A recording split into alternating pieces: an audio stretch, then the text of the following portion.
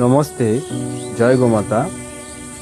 এই যে দৃশ্য দেখছেন, এগুলো আর মাসখানেকের মধ্যে আরও ব্যাপক পরিমাণে আপনারা দেখতে পাবেন।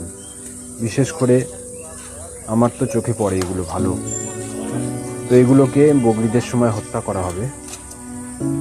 এমনি সময় তো চলছে হত্যা, আর বকরিদের সময় একদিনে বহু প্রাণী হত্যা হয়। যেরকম আমরা পুজোর সময় অনেক দেখবেন, কালী পুজো, মনসা পুজোয় পাঁঠা বলিও দিই। আমি কোনোটাকেই সমর্থন করি না, প্রথমেই বলে দিই।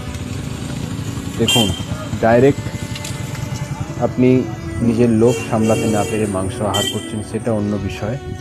আর ধর্মের নামে যখন কোনো কিছু করা হয়, সেটা আরও বেশি অন্যায়।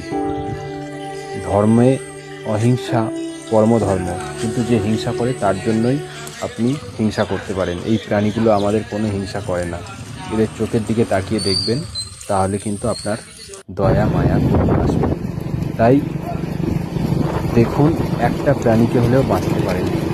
একটা প্রাণীকে যদি আমরা মৃত্যুর পর সমাধি দিই, সেই সারের দাম 40 থেকে 50 টাকা। এবং গরু গোবরের তো কাজ আছেই। আপনারা যদি জানতে চান, অবশ্যই কমেন্ট